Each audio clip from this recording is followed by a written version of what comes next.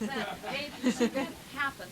And so Nancy will introduce our speaker for you.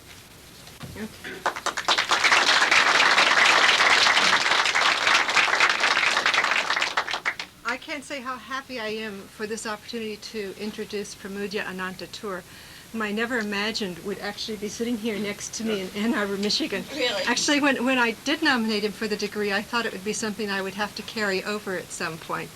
But the current regime has allowed him to leave the country, so here he is. Pramudya Anantatur is the most accomplished and celebrated prose writer in modern Indonesia for the 20th century. He is a very important cultural critic, formerly a public intellectual before he was silenced by the New Order regime. He spent about 18 years of his life as a political prisoner.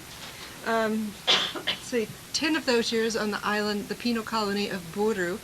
And when he was on Buru, he composed this wonderful quartet called the Buru Quartet, which is a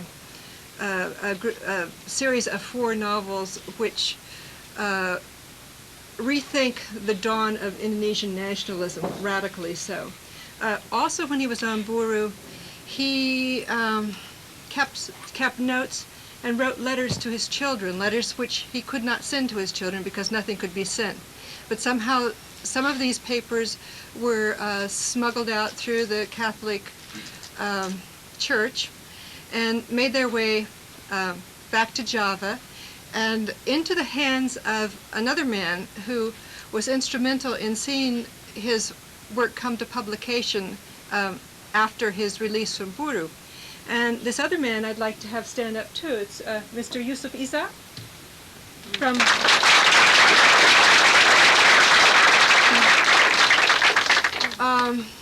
so let's see.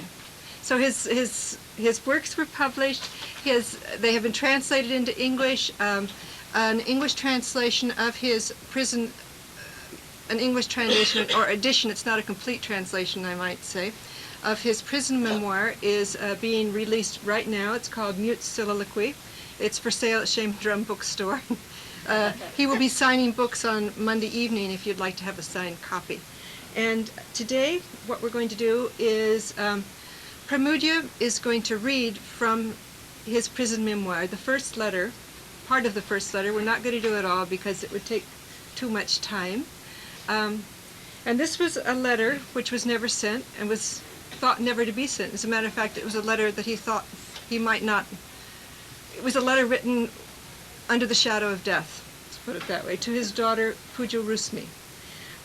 And the title of this chapter of the memoir is Floating Meditations. A translation of the title of the book would be Silent Song of a Mute. However, it's translated for English language publication as Mute Soliloquy. The Indonesian title of this book is Nyanyi Sunyi Seorang Bisu. The chapter is Permenungan dan Pengapungan Surat untuk Pujo Rusmi. And after he's finished reading, he's going to read a chunk, and then I will read a chunk in English.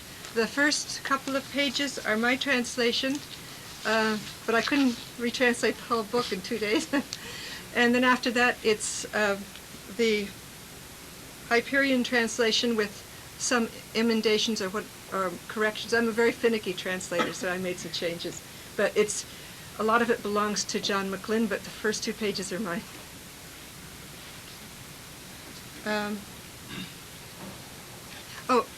Afterwards we'll have questions.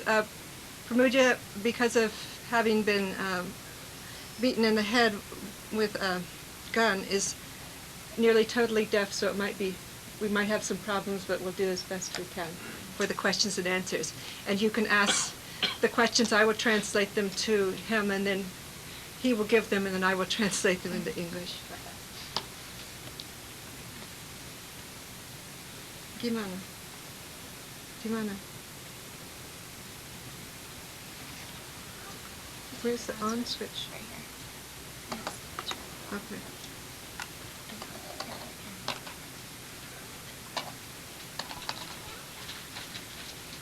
saya baca. Ya.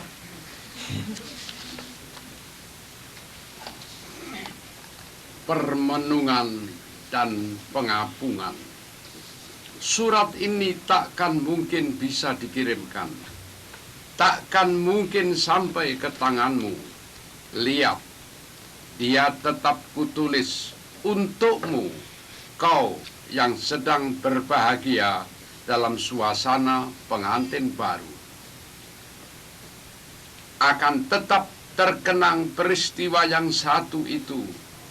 Kau datang bersama calon suamimu dan seorang penghulu yang begitu terburu-buru, khawatir tertinggal kereta rezeki.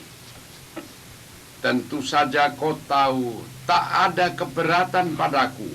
Kau memilih seorang suami untuk dirimu sendiri. Juga aku percaya kau akan tetap ingat pesanku pada calon suamimu sebelum kau menikah di depanku. Anak ini anakku yang pertama, anak yang aku sayangi. Dahulu neneknya berharap ia jadi seorang dokter. Ternyata ia akan menjabat jadi istrimu. Jadi, setelah nanti sebentar kalian menikah, jangan sekali-sekali anakku dilarang atau dihalangi kalau dia mau meneruskan pelajarannya. Kedua, tak aku izinkan anakku dipukul atau disakiti. Ketiga, anak ini kau pinta padaku untuk diperistri secara baik-baik. Karena kalau sesuatu hal kau tidak menyukainya lagi, kembalikan pula dia secara baik-baik padaku. Dan sejak itu kau tak pernah datang menjenguk aku lagi. Maaf, aku tak dapat lagi mengingat tanggal dan bulannya. Malah nama suamimu aku tak dapat mengingat sesuku pun. Apa pula pekerjaan dan pendidikannya. Walhasil, semua itu terserah padamu. Kau sudah memilih, juga memilih tanggung jawab. This letter, Ya. this letter will never be sent. It will never reach your hands. But look, I'm still writing it to you, you who are happy in your newly wedded bliss. I'll never forget that day. You came with your future husband and the religious official who was to perform the marriage. You were so rushed, so worried that the train of good fortune might leave you behind. You knew, and you know, that I would never object to you choosing your husband on your own, and I am certain that you will never forget the words I spoke to him just before the ceremony. This child is my first child, my beloved child. Her grandmother had hoped that she would become a doctor, and now she is to be your wife. And so I charge you as you stand before me about to become her husband. After she is married to you, do nothing to stop her from continuing her studies. I also forbid you ever to strike her or to harm her in any way. And lastly, because you have asked for my daughter's hand in the proper manner, I also ask that you return her to me in the proper manner, should it come to pass that you no longer wish to be with her. And then you were married before me. After that, you never came to see me again. Sorry, I can't remember either the day or the month. I can't even remember a single syllable of your husband's name, his work, or his education. So it's all up to you now. You made your choice, and you also chose your responsibility. 1969, kau tinggalkan RTC Salemba, pamit untuk memulai hidup sebagai seorang istri. Beberapa kali kau masih melihat ke belakang sebelum pintu raksasa itu mengantarkan kau lepas ke jalan raya. orang yang setelah pernikahan itu menjadi suamimu, beberapa kali masih membungkuk memberi hormat, dan waktu pintu raksasa itu kembali tertutup, habislah sudah basa-basi itu. Kau memasuki bulan madu, aku juga pergi ke pembuangan. Bagaimana harus dinilai, karunia atau kutukan? Bila orang tak dapat membebaskan diri dari waktu yang 3 dimensi, lalu, kini, dan depan. Dulu, di penjara Bukit Duri, pernah aku belajar menyanyi lagu yang dibuka dengan kalimat "There's a happy land somewhere", lambang dari hari depan untuk setiap orang. Dengan pimpinan sang harapan, dengan keringat sebagai lambang jerih payah sendiri, dengan masa kini sebagai titik tolak, dengan masa depan sebagai pesangon, ia bergerak menuju ke happy land somewhere. Orang tak tahu pasti, maka juga disusul oleh "and it's just a prayer away". Betapa indah kadang lagu-lagu itu kalau suasana tepat dan syaraf pun tidak disibuki oleh tetek bengek. Somewhere, anakku, dan where to? Kau negeri bahagia, di mana kau sesungguhnya? Orang dididik untuk percaya negeri tujuan memang kebahagiaan itu, dan kepercayaan yang diperoleh secara mudah bisa juga hilang dengan mudah. It was 1969 when you took your leave from me at Salimba Prison, the Special Detention Center as it was called, to embark on your new life as a wife. You turned several times to look back at me before passing through that monstrous door that would send you forth to the open road. And the man who had just become your husband bowed a couple of times, stooping ever so slightly as a sign of respect. And when that monstrous door closed behind you, all the niceties were over. You had gone forth to your honeymoon, and I too set off into exile. How is this to be viewed?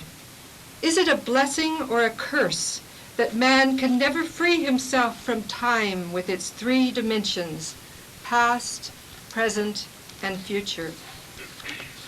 In the past, when I was held by the Dutch in Bukit Duri prison during the Revolution, I memorized a Negro spiritual. Its first line went, in English, "There's a happy land somewhere," symbol of the future of each and every man.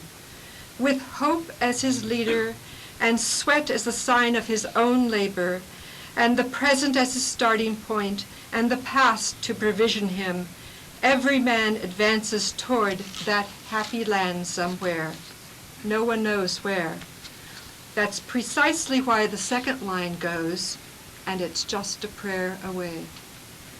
Sometimes that song is so beautiful when the moment is just right and one's nerves aren't tormented by the trivial troubles of life. Somewhere, my child, but where to?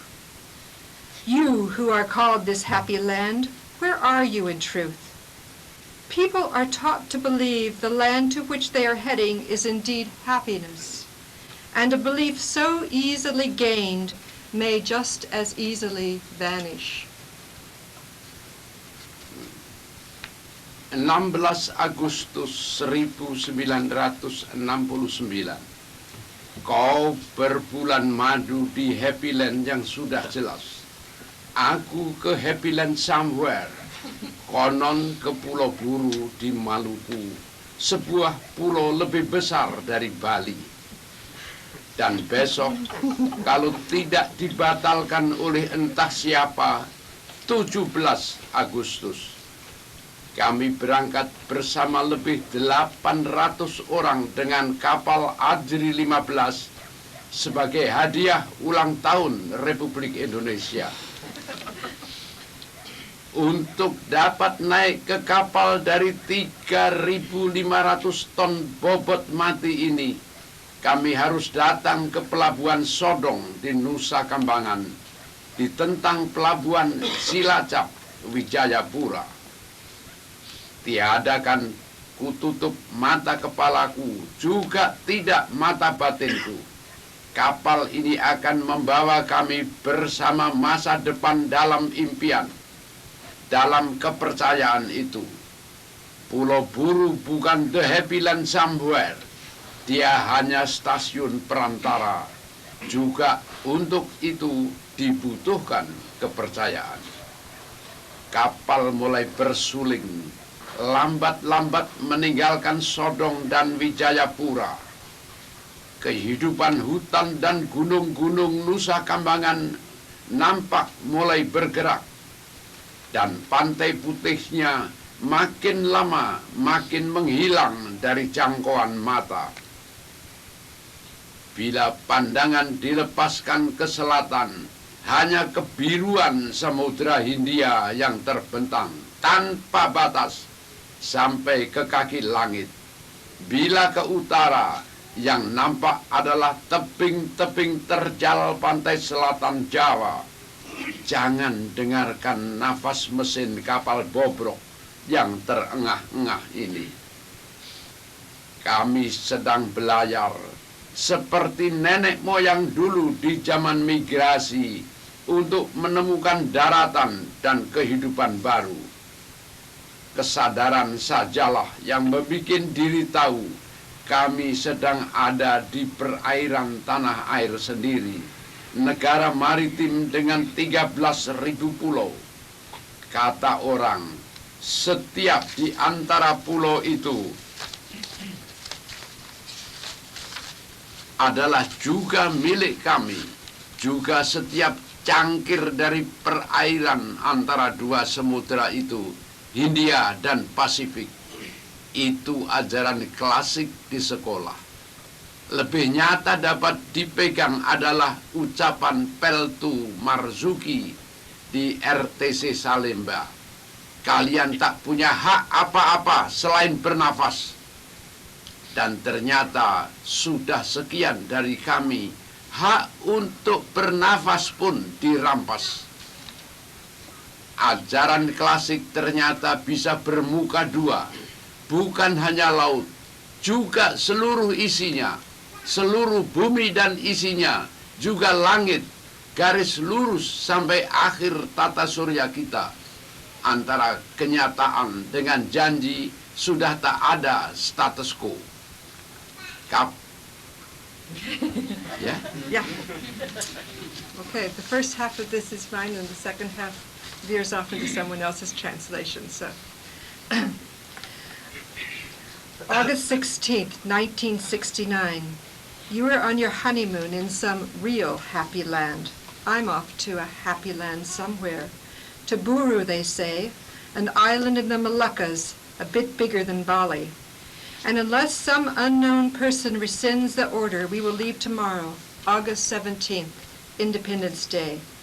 Together with some 800 other political prisoners, I will set forth on the Adri 15, our exile, a birthday present for the nation.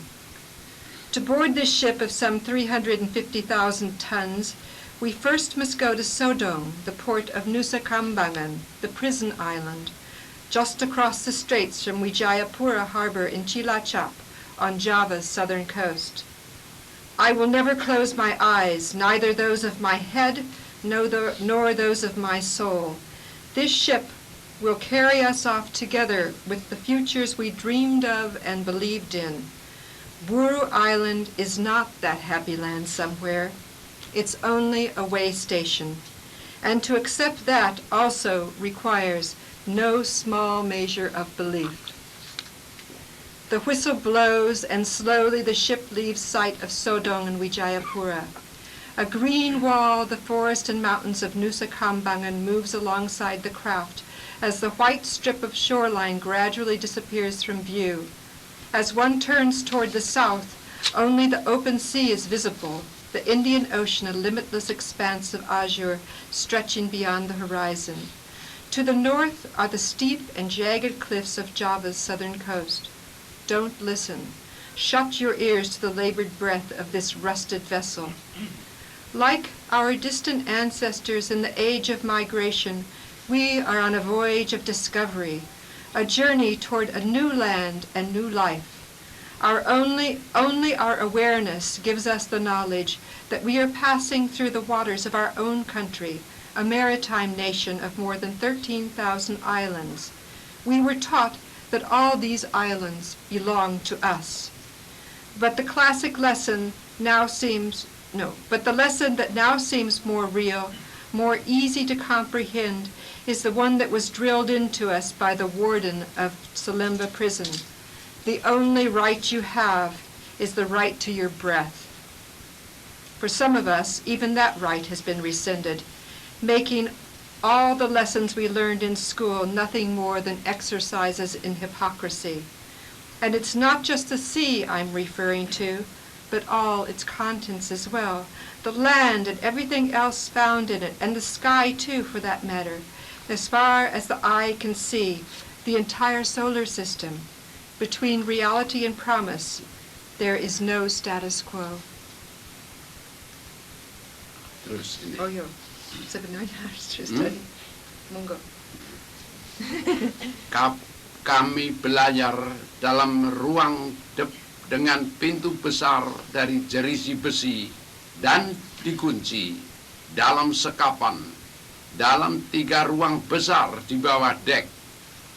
Melihat langit pun tak lagi ada hak, jangankan memiliki atau ikut memiliki. Seperti orang-orang Cina yang diculik dalam kapal Kapitan Bonteku, seperti tawanan-tawanan culikan Cina lain dalam kapal-kapal tokoh missioner yang diangkut ke Hawaii, seperti nasib 4 juta penduduk Afrika dalam kapal Inggris dan Amerika menyeberangi Atlantik dibawa ke benua baru.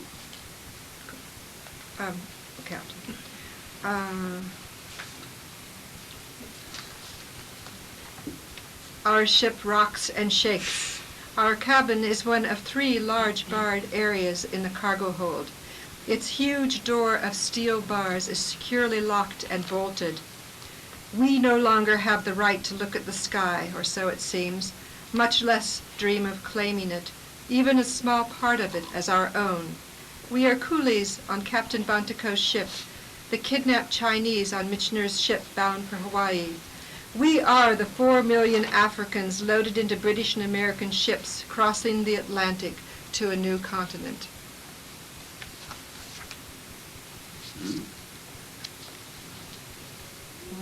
Ya, Sini.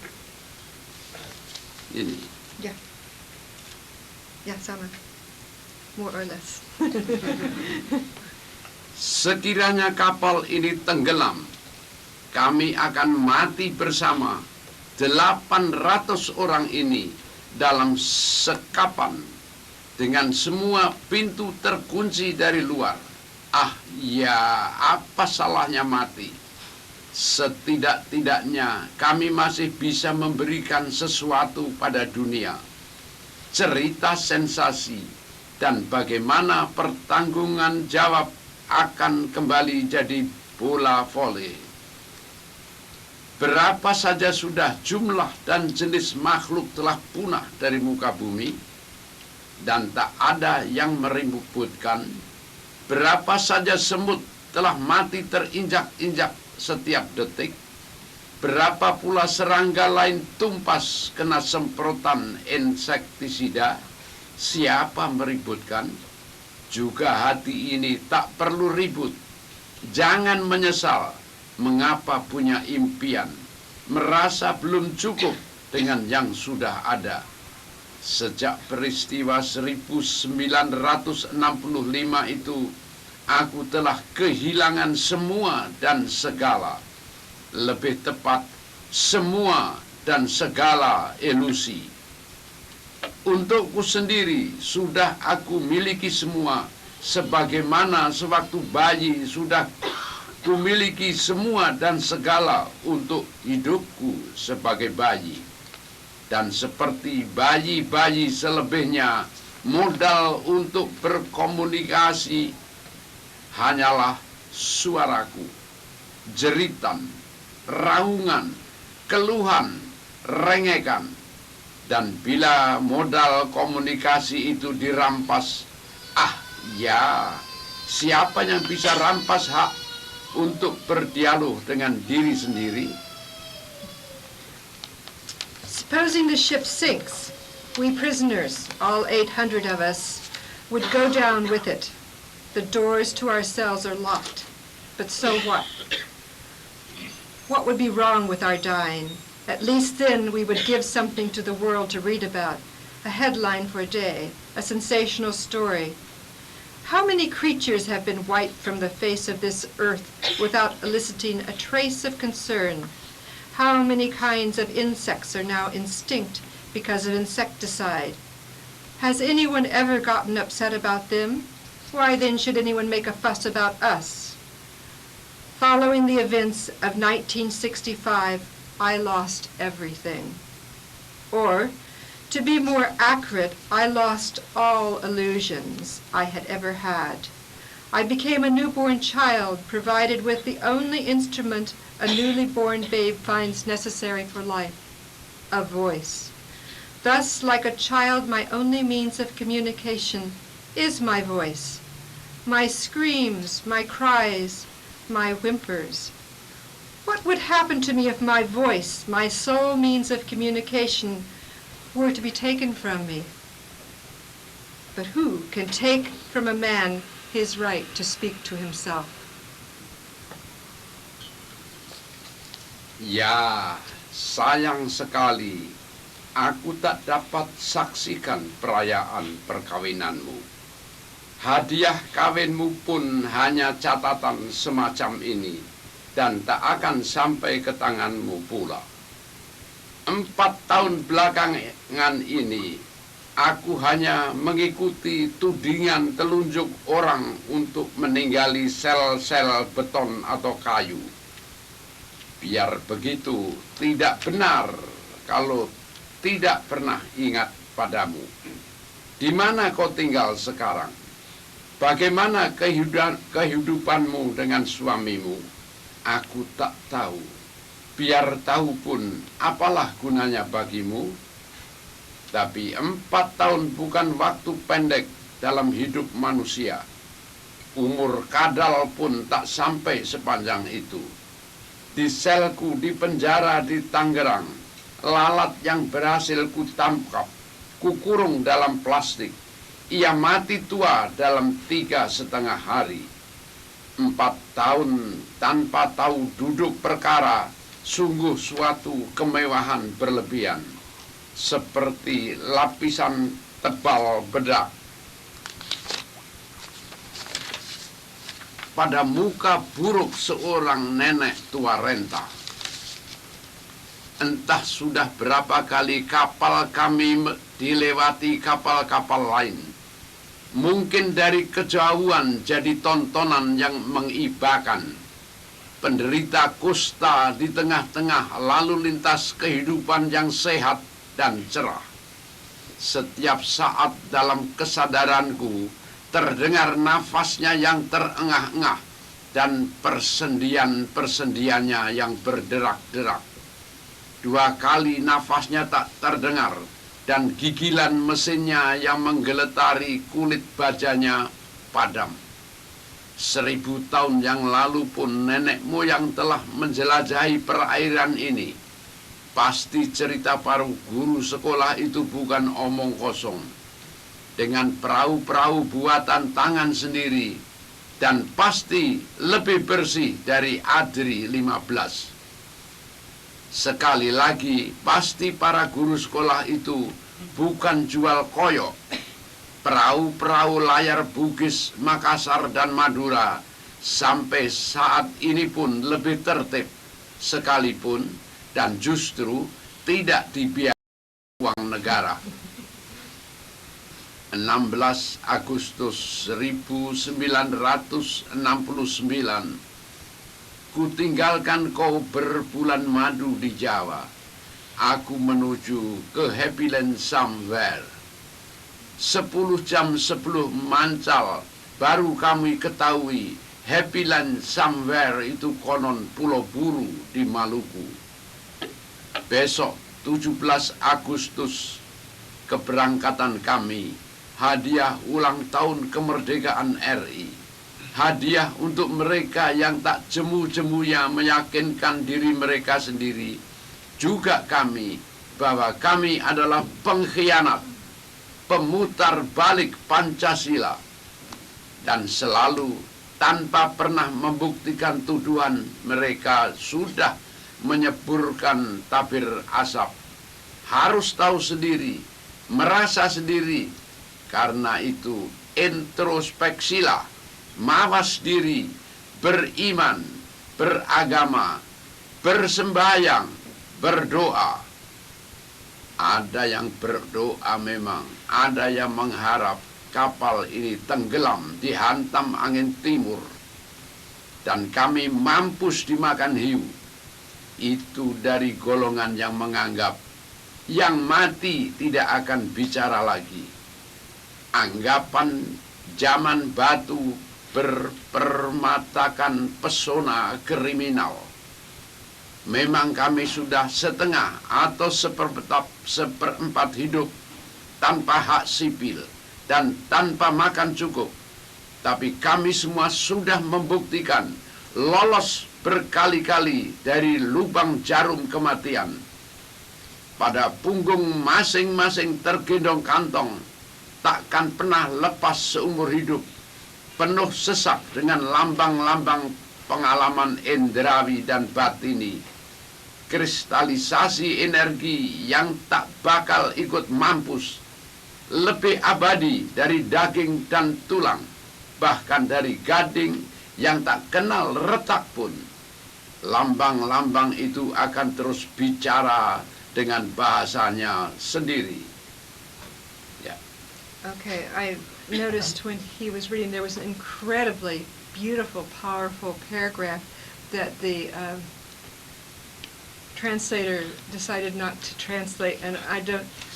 Maybe I'll write it out and put it on the net for you guys. It was so the heart of it, the politics of it. But I could try. Let's see.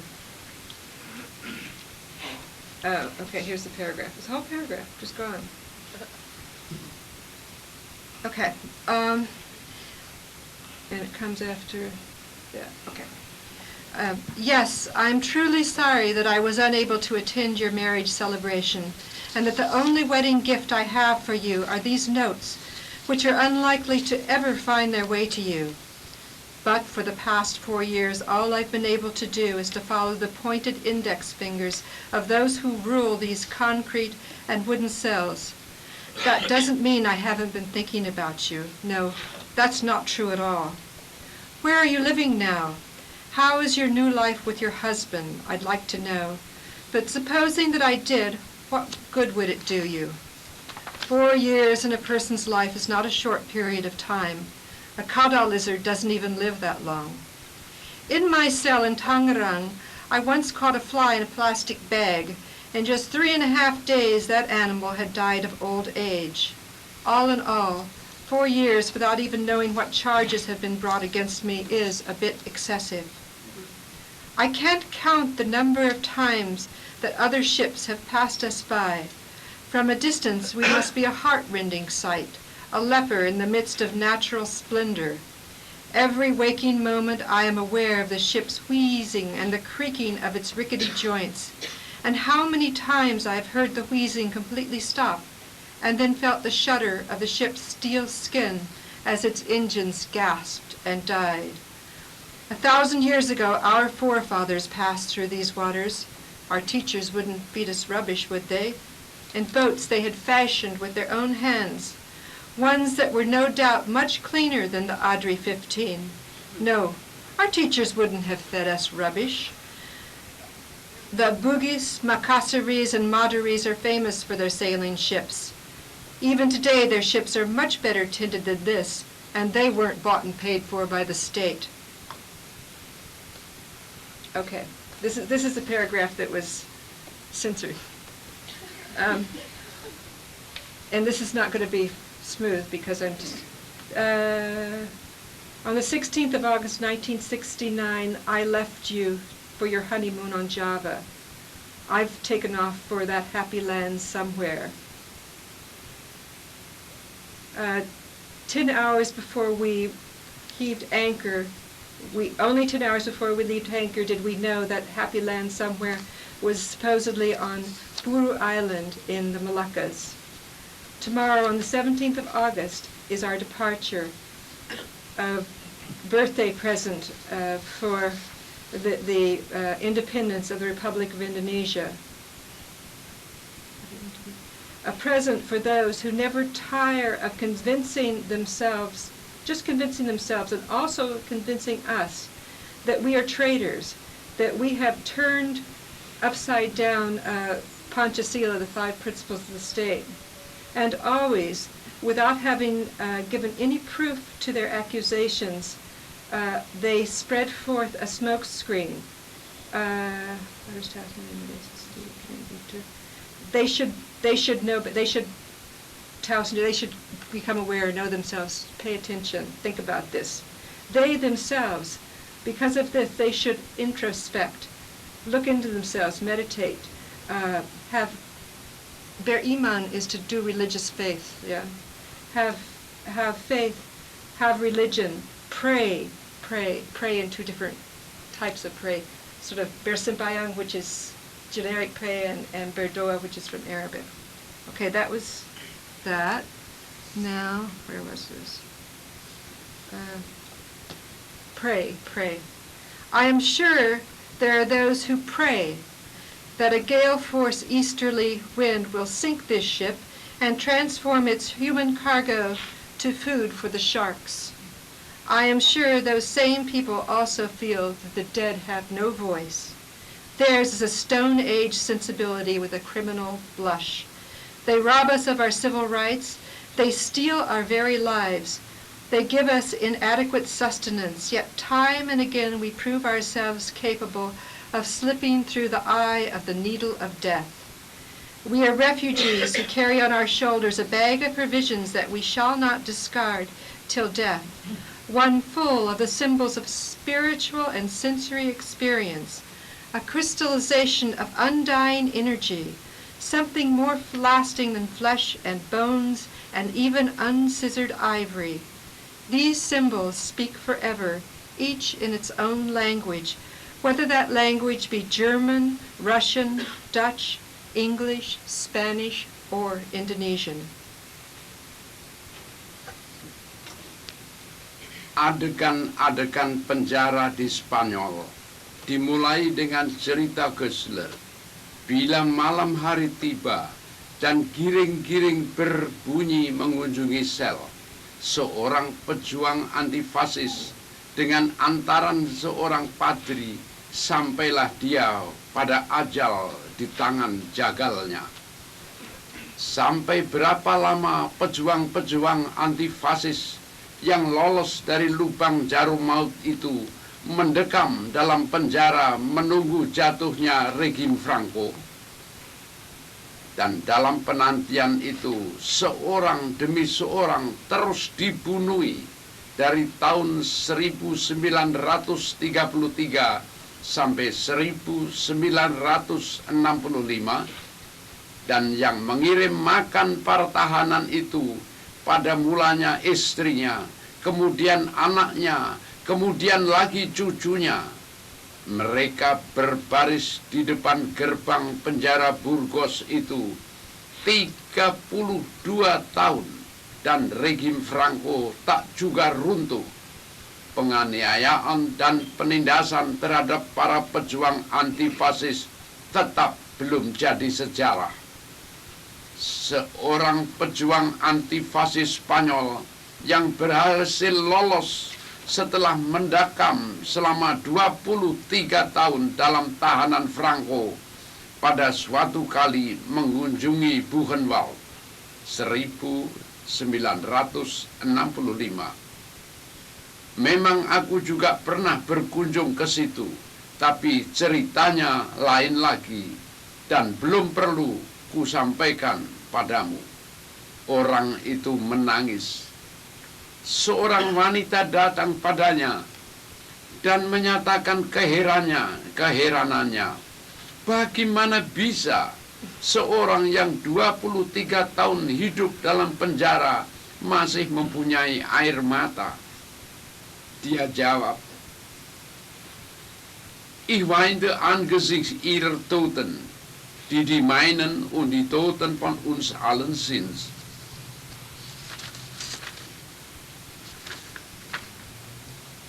Orang itu, sini.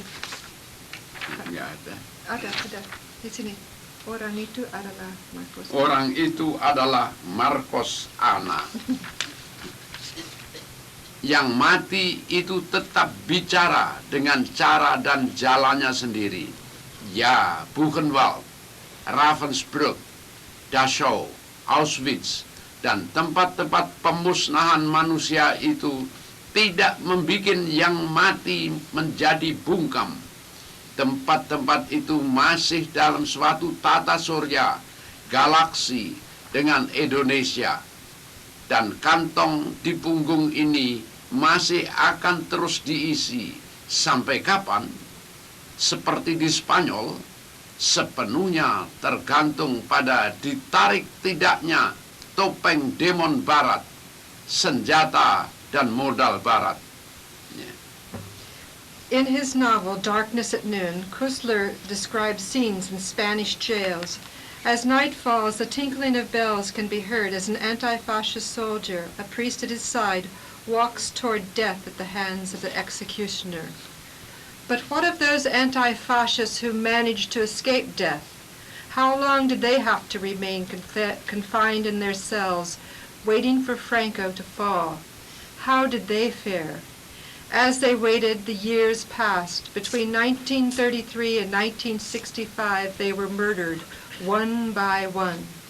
For 32 years, their loved ones, first their wives, then their children, and later still their grandchildren, queued outside the doors of Burgos prison to bring them food. And still the Franco regime did not fall.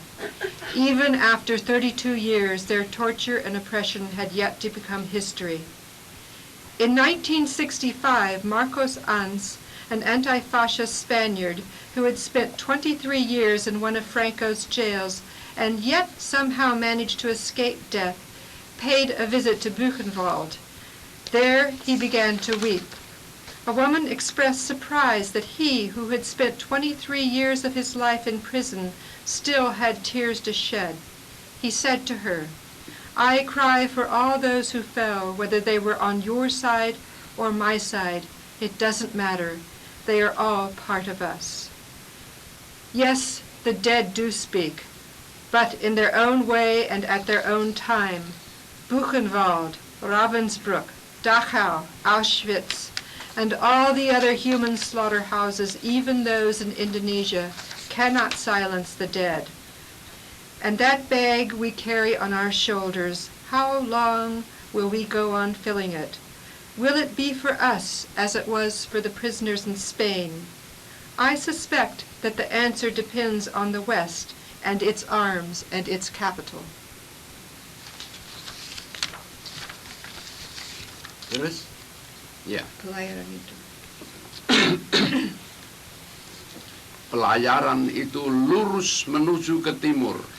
Sampai di Nusa Tenggara Barat, kapal menikung dan mengambil arah ke timur laut, langsung ke Buru. Boleh jadi benar ke Buru. Di Laut Banda, kapal 2 kali mogok. Antara 3 atau 4 abad yang lalu, orang-orang Barat sudah menjelajahi laut ini, dan aku baru sekali ini. Dan sebagai tahanan, tidak menentu pula. Bila kau ikut belayar denganku, kau akan ikut mengagumi kebiruannya di siang hari. Dan di malam hari, jutaan kubik meter bintik fosfor tertuang pada kepala-kepala ombak yang kena terjang lunas. Dan semua itu hanya nampak dari sela-sela ruji besi Patres Porta dan kata perwira penerangan 3 hari sebelum berangkat. Itu juga tanah airmu, yang kalian wajib mempertahankannya bila ada serangan dari luar. Wah,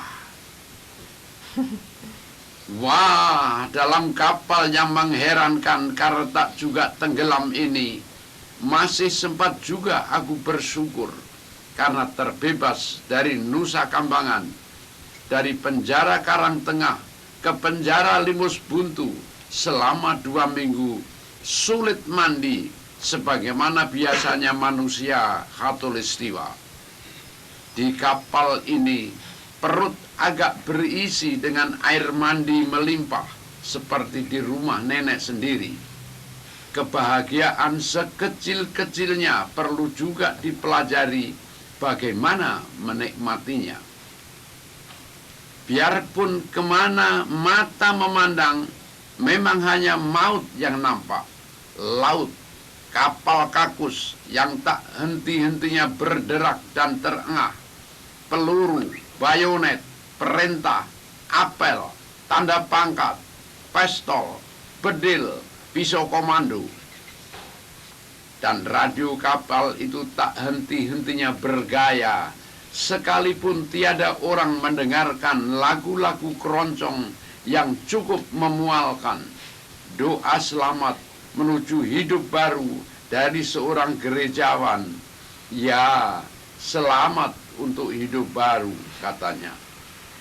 Orang bilang, bagaimanapun dan kemanapun kau bergerak, kuburan juga tujuannya. Siapa pernah lahir, bersama dengan kelahirannya, dia dijatuhi hukuman mati. Dari Korsika, atau katakanlah dari École de Guerre, melalui kegemilangan kemenangan perang di berbagai negeri, melahirkan lembaga-lembaga baru dan kodenya. Kata orang, semua itu adalah langkah beberapa ratus meter Napoleon dari École de Guerre ke Les Invalides, kuburannya. Apa boleh buat, dalam kerangkeng di atas kapal semacam ini, memang setiap kami merenungkan mati. The ship sailed due east until it reached West Nusa Tenggara, where it turned northeast and headed in a beeline toward Buru. This was a faint surprise. I expected that other plans might have been made for us. When crossing the Banda Sea, the ship stalled twice. 3 or 4 centuries ago, Western sailors had surveyed this sea, and now I, a prisoner of uncertain fate, am doing the same thing. If you were here with me, you'd be startled by the blueness of the afternoon sky. At night, I stare at the millions of phosphoric dots that rise and fall with the waves that strike the ship's keel. This is all I can see through the bars of my porthole. But in my ears, I can still hear the words of the information officer who spoke to us prior to our departure. He said, "Remember, that island is part of your country too, and you have a duty to defend it from outside attack." Wow! One good thing about this surprising craft, surprising because it's still afloat, and in Indonesian there's a footnote here saying that he actually wrote this after hearing that this ship had sunk, being taken to harbor in Hong Kong. Surprising because it's still afloat is that it means I'm far from the prisons of Nusa Kambangan, where bathing had been difficult at best. The bowels of this ship are full of water. Bath water is so abundant, I almost feel like I'm a child again, bathing at my grandmother's large house.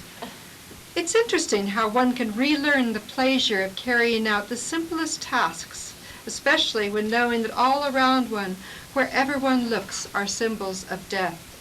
The wide open sea, the shithouse of a ship with its ceaseless creaks and moans, the bullets, bayonets, orders, roll calls, rank insignia, handguns, rifles, and commando knives.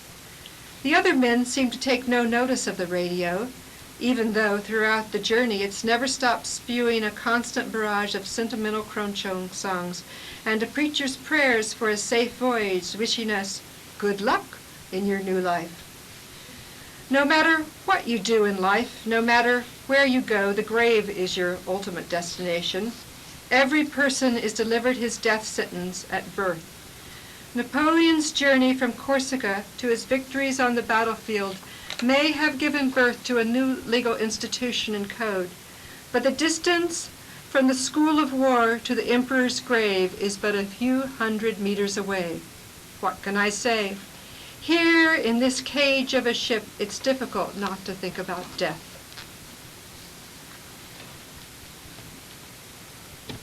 Dan pengeras suara itu terus-menerus memutar keroncong yang lembek kemanisan dan pengumuman yang sama dan fatwa orang gereja itu dan wejangan pejabat entah siapa yang untuk kesekian kalinya mengucapkan selamat pada kami yang sedang menuju ke hidup baru. Kalau mengikuti jalan pikiran perwira penerangan itu, apakah kapal ini mogok di tempat sampai ke tujuan ataupun sampai ke dasar laut Banda, walhasil sama saja, masih tetap di tanah air sendiri. Tanah ada dan air pun melimpah. Kedalaman laut Banda memberi jaminan bahwa air itu ada. Tidak percuma kau memilih jadi warga negara Indonesia, tanahnya luas dan lautnya lebih luas lagi untuk berkubur diri. Sekali lagi maafkan ayahmu karena hadiah kawin yang hanya semacam ini. Perkawinanku dengan mamamu hanyalah sebuah cerita hadiah kawin. Hadiah kawin untukmu hanya permenungan dan pengapungan ini. Itu pun belum tentu akan sampai kepadamu. Tak ada harganya memang dipandang dari nilai uang yang membuat banyak orang matanya jadi hijau.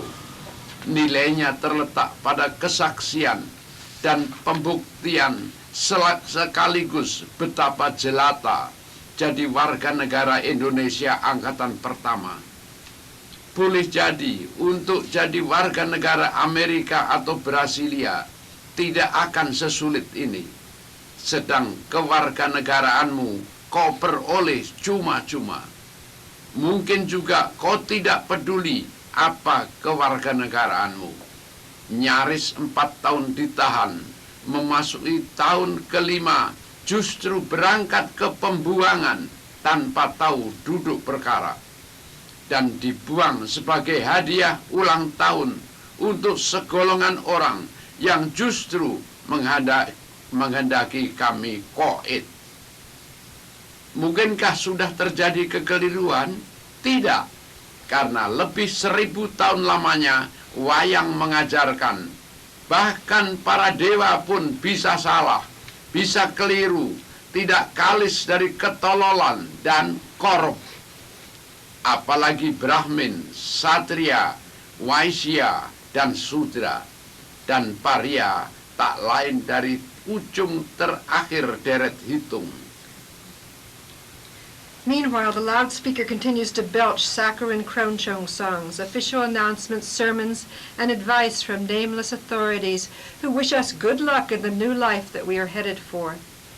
If one were to attempt to follow the logic of the information officer, it wouldn't matter whether this boat were to stop dead in the mid-ocean, arrive at its destination, or sink to the bottom of the Banda Sea. The result would be the same. We'd still be in our own country where both land and water are in abundance. The depth of the Banda Sea offers sufficient guarantee of water. There's at least one advantage to being an Indonesian citizen. With this country's expanse of land and even greater expanse of sea, it's not difficult finding space for one's grave. Once again, I hope you'll forgive me for offering you this as a wedding gift. My gift to your mama when we married was a short story entitled The Wedding Gift. Now, years later, my gift to you is made up of these floating meditations, which I'm not even sure you'll ever receive. In monetary terms, these notes are worthless. Their value resides in their testimony, the witness they bear to the poverty of this nation's first generation of citizens. I would not imagine that to be an American or a Brazilian, for example, would be as difficult. You, of course, got your citizenship for free. Maybe you don't give the question of citizenship much thought, but I have been in prison for 4 years, now going on 5, and am now on my way toward exile without even knowing what the charges are against me. Exile. A birthday gift for people who would prefer to see me dead. There must have been some mistake. For 1,000 years or more, the stories of the Shadow Theater have taught us that even the gods can be wrong, that even the gods can make mistakes and are not free from ignorance and error and corruption. What, therefore, can one expect from the human castes, the Brahmins, the Satriyas, the Vaishyas, the Sudras, and we, the pariah, occupy the final position in a very long line of numbers. Ini terus. Yeah. Betapa lambat melintasi laut Banda, gudang cakalang alias tongkol ini. Ikan dengan gumpalan daging perkasa itu, biar aku ceritai kau. Dalam hidupnya, jenis yang satu ini harus terus-menerus berenang dengan kecepatan paling tidak 20 mil per jam. Kalau tidak, sistem saluran darahnya yang berada di bawah kulit akan beku. Dia pilih mati daripada berhenti. Dia pilih mati pada waktu tertangkap jaring. Dan di bawah sana, di gunung-gunung karang sana, di laut dalam, ikan bandeng kesukaanmu itu bertelur. Nenernya bertebaran di pantai. Orang membawanya ke pasar bila sudah besar, dan seorang mengantarkan padamu di meja makan. Di bawah kapalku ada jutaan tongkol dan bandeng, tetapi tidak di atas piringku. Nah, 10 hari kami belayar. Pulau Buru bagian selatan sudah nampak. Memantai bagian timur pulau suatu sensasi tersendiri. Bukit dan gunung berjabat-jabatan, pagar alam ganas yang bakal jadi pengurung kami, dan tanah bocel-bocel bertopi ilalang. Seorang di antara kami memberi jaminan, ikan Maluku cukup bodoh dan tidak berpengalaman.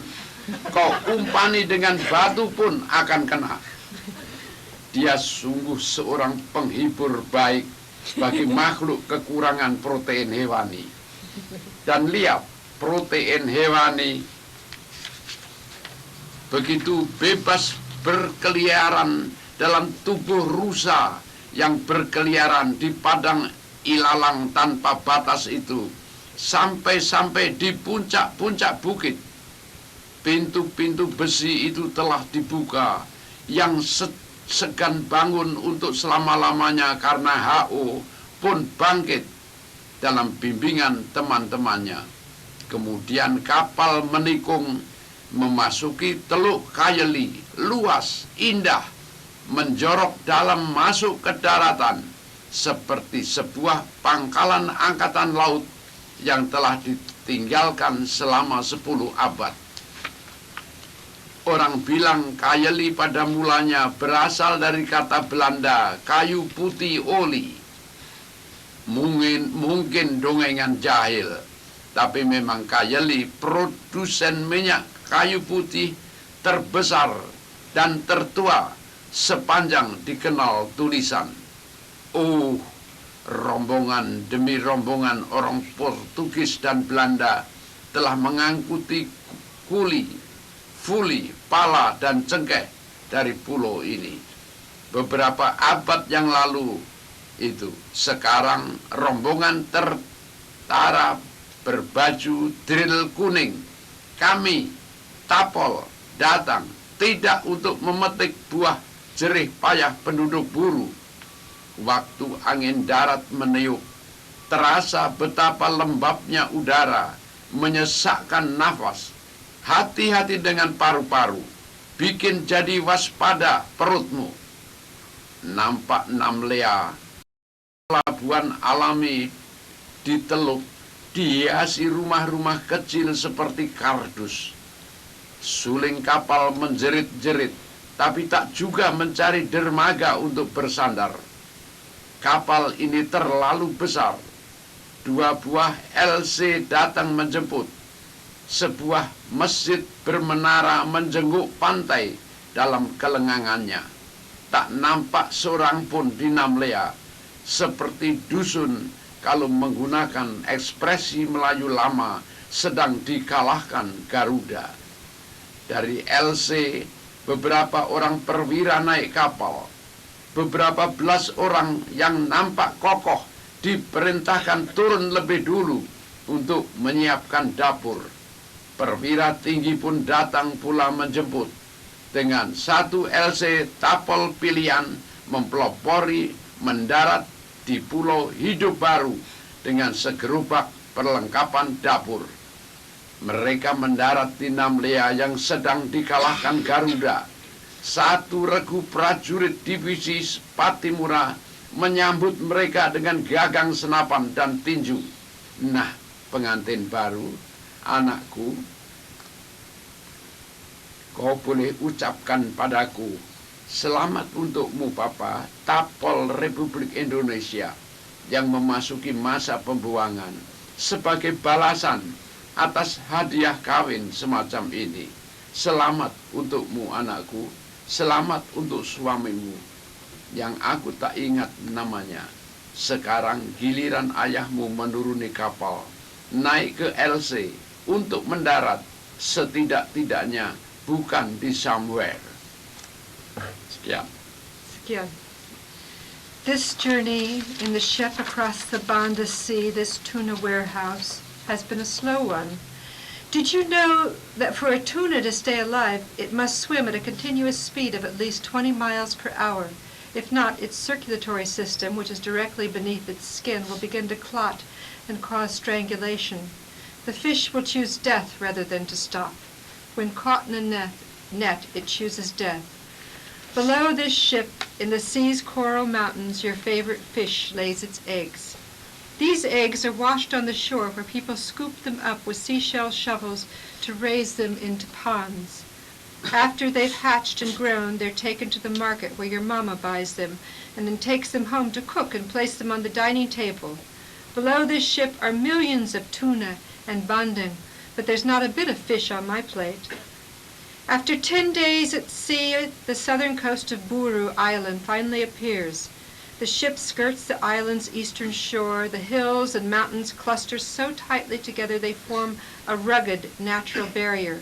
They are to be our guard and our keeper. Festooned atop the island's baked and cracked soil is a headdress of elephant grass. One of the men assures us that the fish on this island are slow-witted, and using even a stone for bait will guarantee a healthy catch. Our bodies so desperately need protein, we are cheered by the man's assurances. When catching sight of deer running across the savannah, all we see is protein in flight. The iron doors are opened. The men who are suffering from malnutrition and those that lack the will ever to rise again are carried onto the deck by their friends. The ship swings round to enter lovely Kaele Bay, which curves inward toward the coast, a natural bay resembling a forgotten naval base of some 10 centuries ago. Some people say that the word Kaele is from the Dutch Kayu Putioli. Maybe that's just an ugly story. But Kaele is, in fact, the world's largest and oldest producer of Melaleuca oil. The Portuguese were the first to come to this bay, and then came the Dutch ships, in waves one after the other, in search of this island's coolies, mace, nutmegs, and cloves. But that was centuries ago, and now we political prisoners, known as the Yellow Drill Army because of our uniforms, come to these shores. But we do not come to collect the fruits of the labor of the people of Buru. The wind from off the shore at once robs us of our breath and announces the island's intense humidity. It also carries a warning for us to take especially good care of our lungs and of our stomachs. There stands the port town of Namlia, with its miniature cardboard cutout houses. The ship's whistle screams, but not for search of a quay. The ship is far too large and must anchor at sea. 2 landing craft come out to meet us. A mosque with minarets that rise silently upward peers out at us from the shore. Namlia looks completely uninhabited. Several officers emerge from the landing craft and board the ship. A few dozen prisoners, those in the best physical shape, are ordered to disembark first in order to set up a kitchen. The highest-ranking officer then comes forward to greet us. The chosen group of prisoners lands on the island of New Life with a cart full of kitchen needs. They come on shore at Namlia, lifeless except for a squad of soldiers from the Patimura division who welcome us with rifle butts and fists. So, my child, young bride that you are, in return for this wedding gift to you, I hope that you will say to me, "Good luck, Papa. I am a prisoner, about to enter a period of exile. To you, my child, I bid good luck as well. To you and to your husband, whose name I cannot remember. Now it is my turn to leave this ship. Your father must board the landing craft that will take him to a place that I'm not so sure is somewhere." Thank you.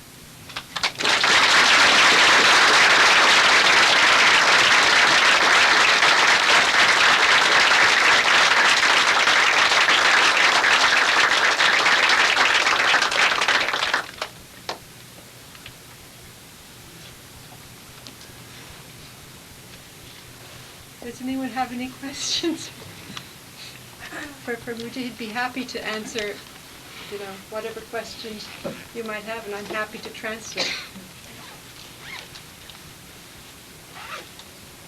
Or is everyone just so overwhelmed?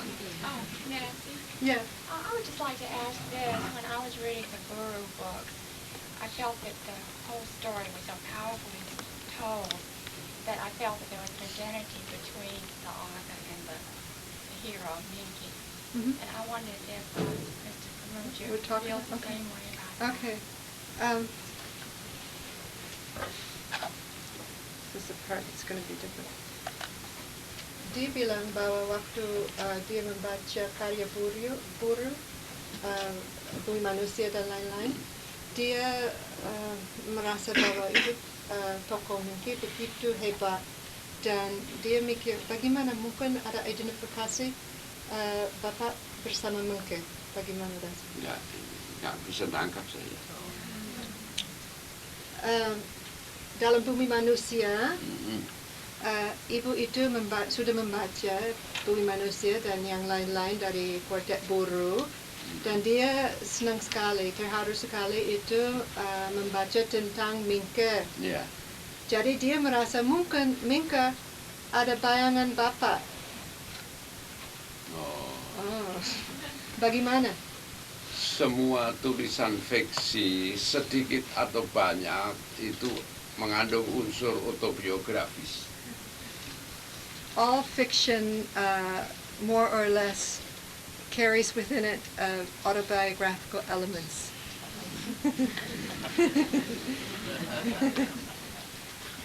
Nancy, you might be able to answer this one.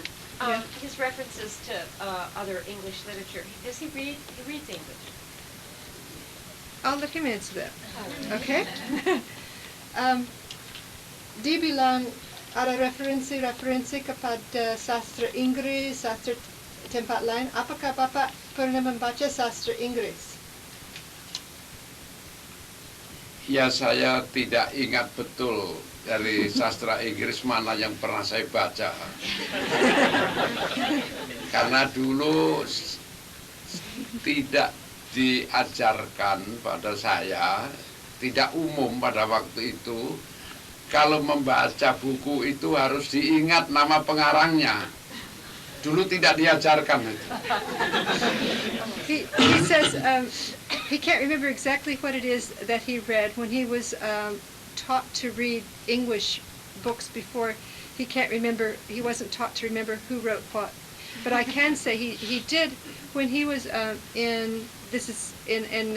prisoner of war during the Indonesian Revolution in a Dutch prison. He read of Mice and Men, Steinbeck. He taught himself, it's said, to read English by reading Mice and Men, and he translated it into Indonesian. Tikus dan Manusia. Baru kemudian waktu remaja mulai mengingat nama-nama seperti Dickens dan sebagainya dari sastra Inggris. Only when he got like into his adolescence did he remember the names of the authors like Dickens and others. Does he read German? Silakan yang lain. Mbak Anne? Yeah, in reading House of Glass, I was just so struck by how closely knows the inside, the internal workings of colonialism. Okay. The colonial state, the archives, just in such subtlety and detail. Yeah. Where is that knowledge from? Okay. That he would know that way in his own life. Yeah, okay. That intimacy. Okay. Where did he go to those archives? Did he know He these? did go to those archives, but I'll I mean, ask you. I'll let him answer. and when was this? Okay. After? Is this when he was younger? This is in the 60s, early 60s, but I'll let him answer. Okay. Mbak Anne itu sedang membaca Rumah Kaca. Ya. Dan dia terkesan sekali kok ini pengertiannya tentang zaman penjajahan begitu mendalam dan mendetail. Sampai itu mengerti bagaimana bentuk arsipnya, bentuk penjajahan. Jadi Pak Pram dapat pengetahuan itu bagaimana, apa pernah datang ke arsip mana dan kapan. Ya memang arsip itu saya cari, terutama dengan pertolongan mahasiswa-mahasiswa saya kasih pekerjaan, setiap mahasiswa harus membaca 1 tahun orang. Okay.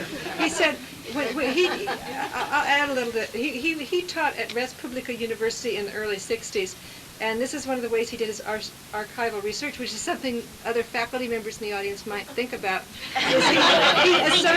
He assigned his students in his university course, each one to take 1 year of colonial newspapers and make a study of them. And report to him. So he had them all working busily in the archives. And why did he choose 1898? Kenapa memilih tahun 1898 untuk permulaan? Ini disebabkan karena ada yang Belanda namakan etise politik, politik etis. That's because that was the beginning of the beginning of the ethical system. Itu yang banyak memutar balik kenyataan-kenyataan dalam sejarah gerakan kemerdekaan. Because this is what turned things around actually turned around the history of the movement for the movement of nationalism. Interesting idea. Andrew? Yeah. I wanted to ask if after 32 years of the New Order, if you think that the younger generation of writers today in Indonesia have enough of a political consciousness and awareness of history to make a contribution to changing the system of government, to democratization in Indonesia. The government? Were you talking about writers and then government? Yeah. No, I mean, do they have enough of an effect to affect the political Okay. consciousness of Dia tanya sesudah 32 tahun rezim Orde Baru, Ya. apakah itu penulis-penulis muda Indonesia punya cukup banyak kesadaran politik untuk menulis sesuatu yang bisa mengubah situasi? Ya selama puluhan tahun di bawah Orba, praktis semua mendukung Orba. Praktis. Karena itu persoalan penghidupan. He said after these decades of the New Order regime, in a practical matter. Yes, in a practical matter, everyone has to support the new order in order to survive. Tapi bagaimanapun, dengan atau tidak dengan restu Orde Baru, And yet, pengarang ditentukan oleh integritasnya sebagai pengarang. and yet, with or without the blessings of the new order, every author is determined by his own integrity. Ya, cukup. Anyone else? Young Line? When he was in jail, he was repeating these stories Yeah. to remember them. But he would recount for us what that content was. That's a great question. Okay, Who were the other people, and The other did they all tell stories? great. Oh, good question. Waktu di Pulau Buru, waktu Bapak itu menceritakan cerita Nyai Ontosoro dan lain-lain kepada tapel-tapel yang lain, pertama, bagaimana konteksnya? Kedua, siapa yang mendengarkan? Ketiga, apakah mereka juga punya cerita yang diceritakan? Ya, pada waktu itu terjadi pembunuhan terhadap tapol, lebih dari 11 orang sekaligus dibunuh, sehingga seluruh tapol merosot moralnya. Okay. It began at a point they were in the penal colony, the Buru Island. He began telling the stories after at one shot 11 prisoners were murdered, and the morale sank so low that's when he began telling the stories. Jadi siap terus. Penganiayaan juga semakin banyak dan semakin keras. The tortures got worse and worse at that point also.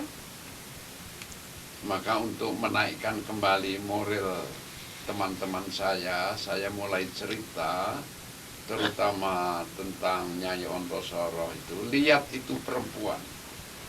Dia perempuan melawan kekuasaan kolonial seorang diri. Dan kalian bagaimana? Semua lelaki di sini. He said, I had to take that one in. Okay, the tortures got worse, and then he saw morale was really sinking among the folks, and that's when he started telling the stories about Nyai Ontosoro. And he said to them, look guys, here she is, one woman all by herself, standing up to the colonial regime, and here you are, men. What are you doing? Dan saya bersyukur usaha saya berhasil. And I'm so pleased. I give blessings that it worked. Mereka juga punya cerita. Ya, Mereka juga punya cerita atau cuma Pak Pram saja yang. ya saya sendiri yang bercerita. Waktu itu kami dikucilkan beberapa belas orang. Kenapa dikucilkan? Urusan mereka saya tidak tahu. He said, I asked him, did any of the others have stories? He said, no, it's just me. I was the one who was telling the stories. And there were just a few of us who were separated off by ourselves. And I said, why were you separated off? I said, I have no idea. That was, the business of the authorities. So. Harus buat rumah sendiri, buka ladang sendiri, buka sawah sendiri. Tidak boleh bergaul dengan tapol lainnya. This little group that was shunted off had to build their own house, open the fields, start wet rice agriculture, build roads all by themselves, and weren't allowed to mix with any of the other political prisoners. Berapa orang? 18 orang. 18 of them sent off. Jadi saya ceritakan pada mereka ini, teman-teman satu pengucilan pada malam hari setelah kerja. Dan kalau pagi hari ini di waktu apel semua jadi satu. Jadi sewaktu apel itu yang pernah mendengarkan cerita saya menyampaikan pada teman-teman lainnya. Okay. So with this group of 18 people that had been sent off sort of in exile within exile, then they would go off in the barracks at night after their work, and that's when he would tell the story to these 18 guys. And in the morning, even though they weren't allowed to mix with the other prisoners, they all had to come up for roll call. And at roll call, they would whisper it down the line.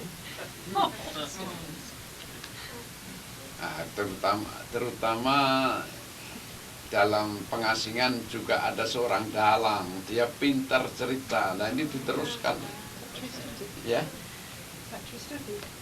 Apa? Patris, bukan. Bukan. Okay. And at that time, there was also a dalang. I mean, there were a number of dalang who were also political prisoners. Dalang, a puppeteer, shadow puppeteer master. And there was one guy, dia di antara 18 itu, bukan?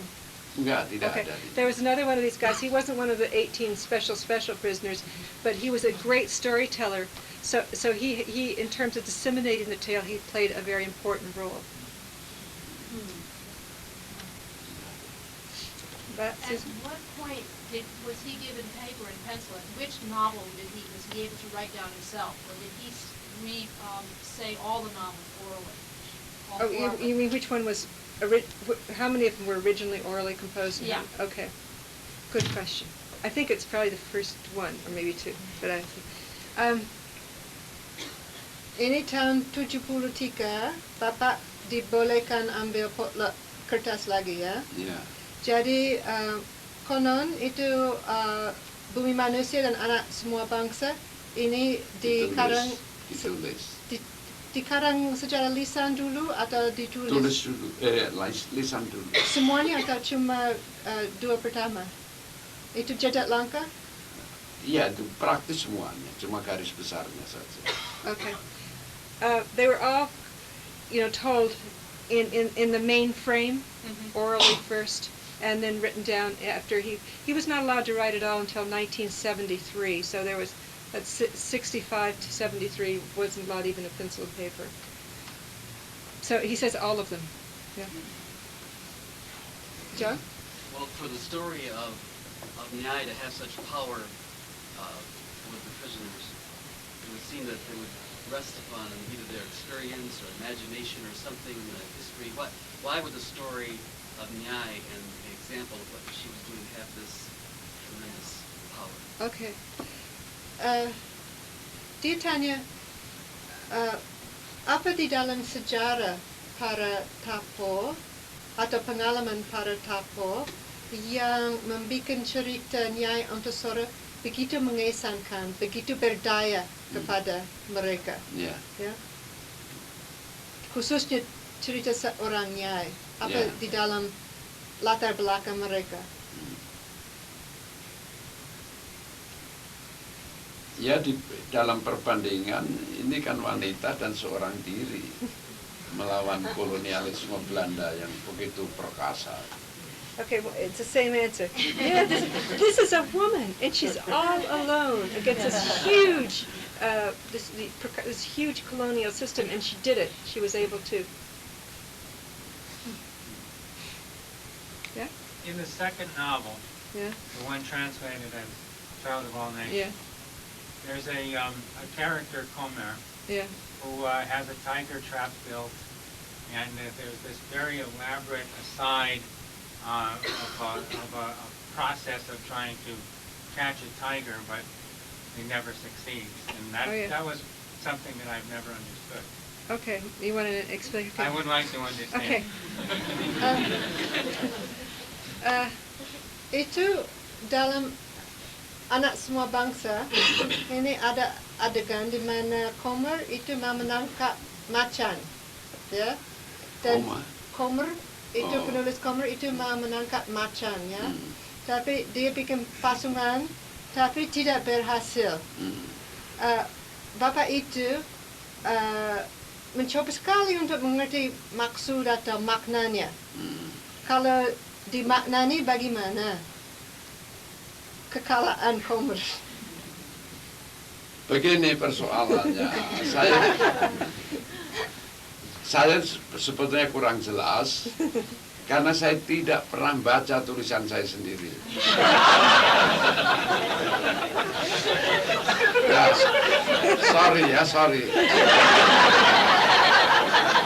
Kalau sudah jadi naskah, saya sampaikan pada penerbit, itu saya merasa sudah habis tugas saya.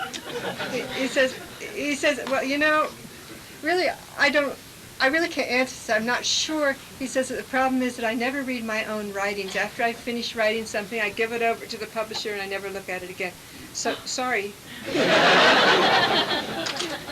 That leaves everybody free to interpret it as they will.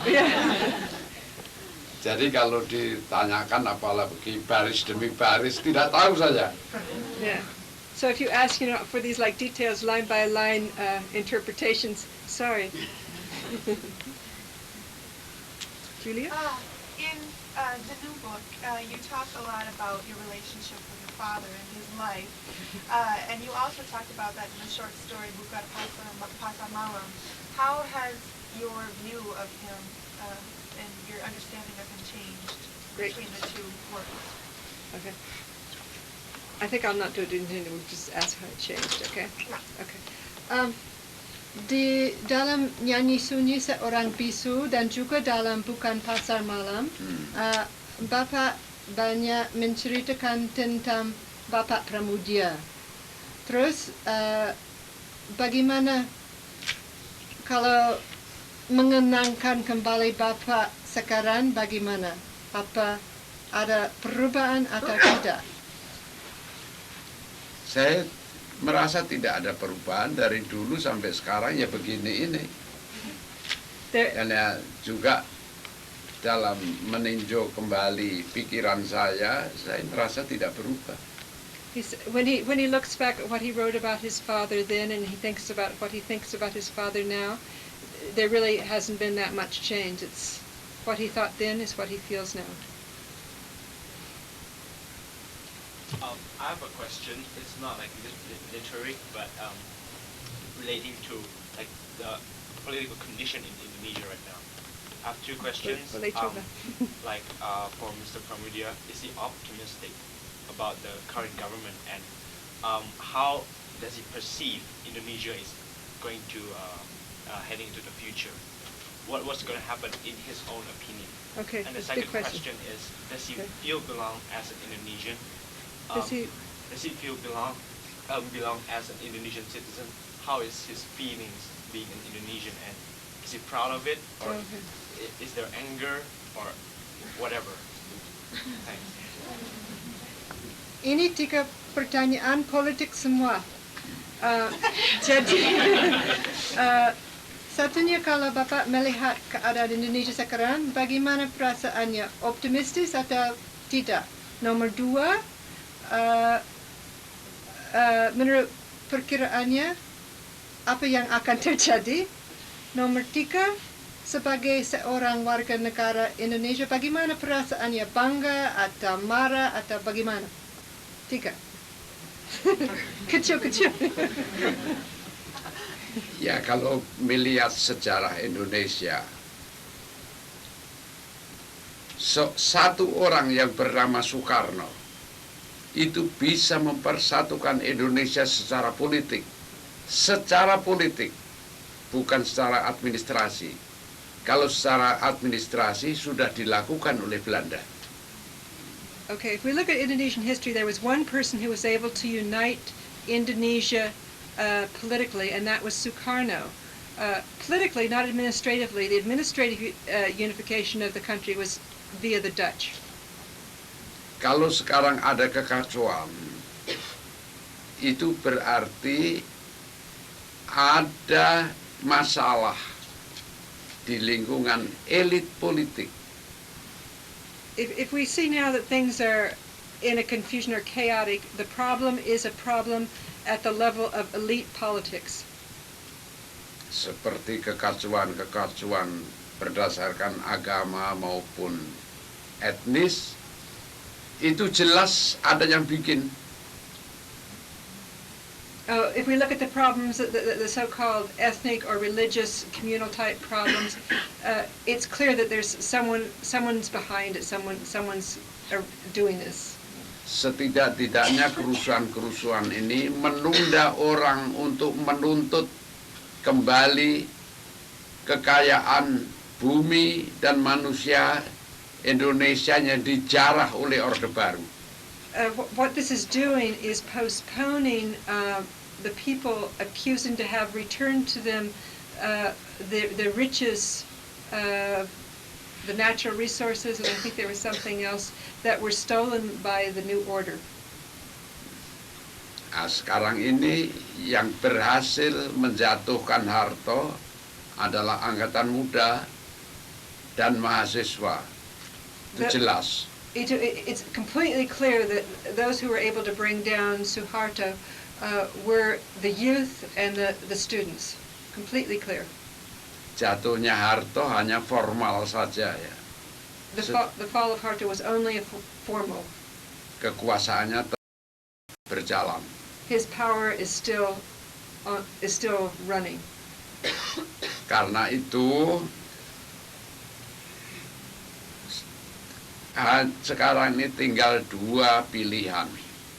Satu, mendukung angkatan muda menuntaskan reformasinya, atau dua, revolusi sosial. That leaves at this point there are only two choices. One is to support the students in their efforts to complete the reformation of the country. The second is a social revolution. Kalau terjadi revolusi sosial sebelum Indonesia melahirkan pimpinan nasional, sampai sekarang tidak ada pimpinan nasional di Indonesia.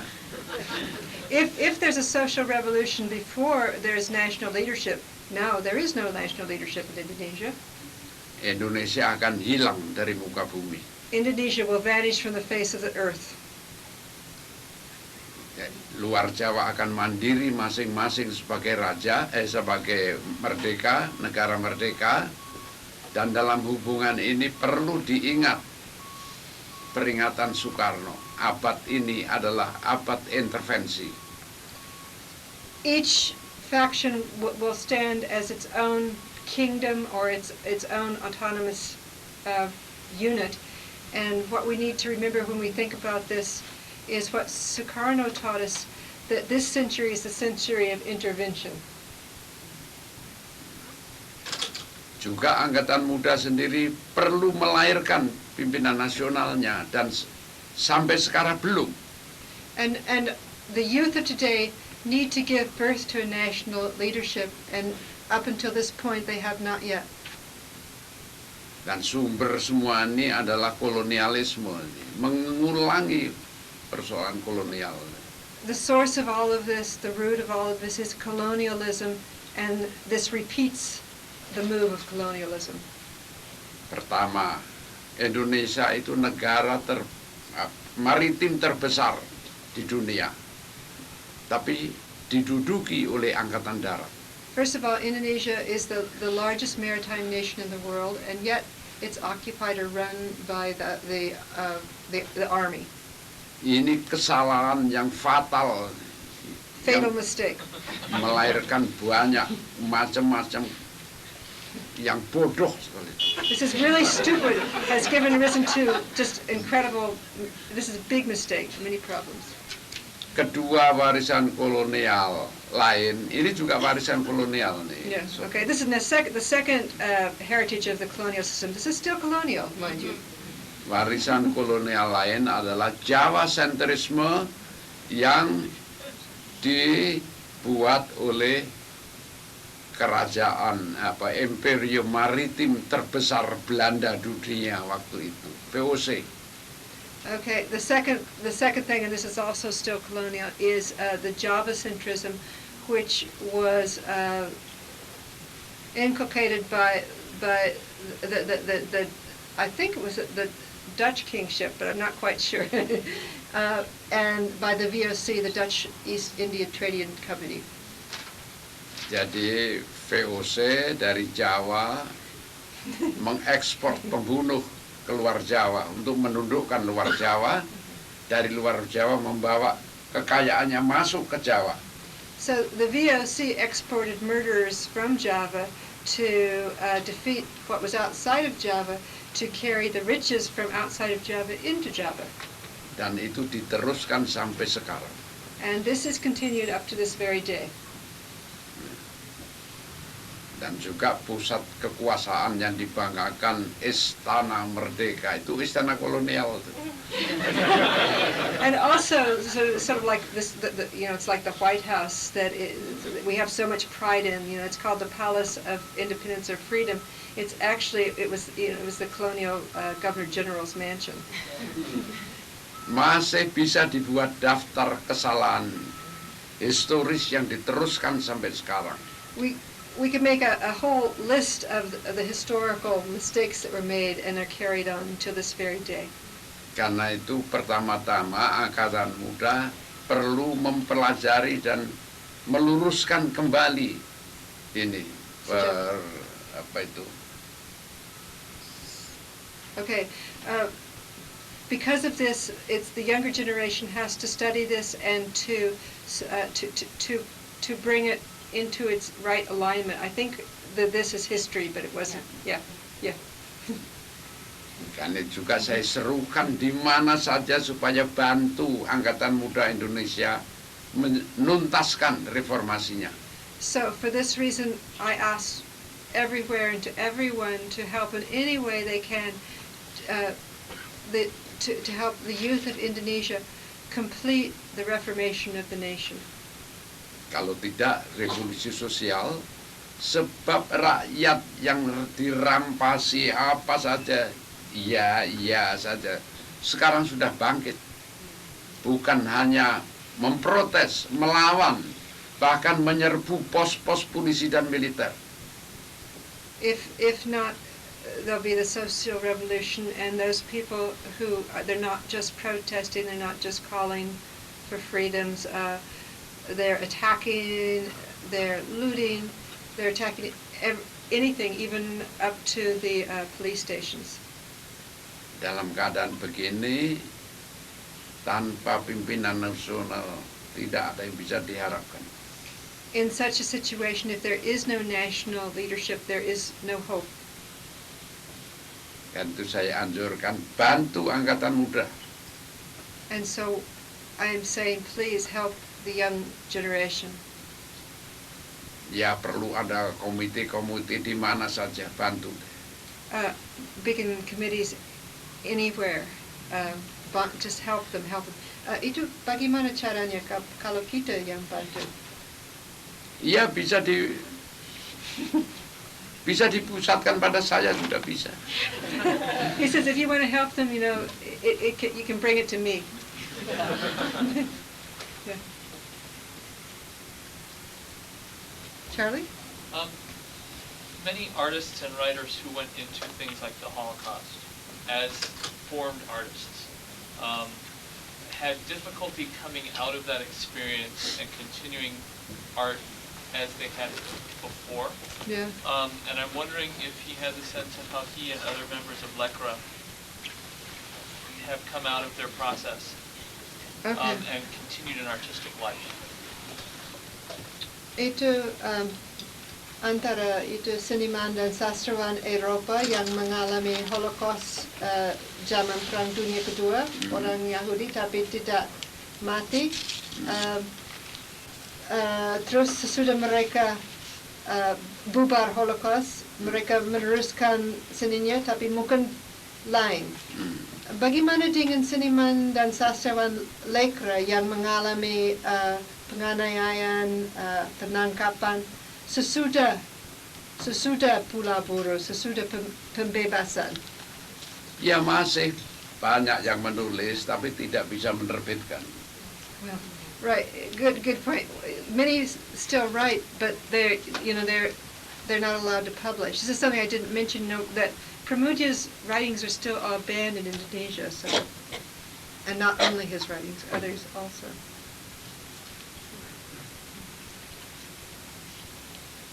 Sudah? Sudah. Sudah. Okay.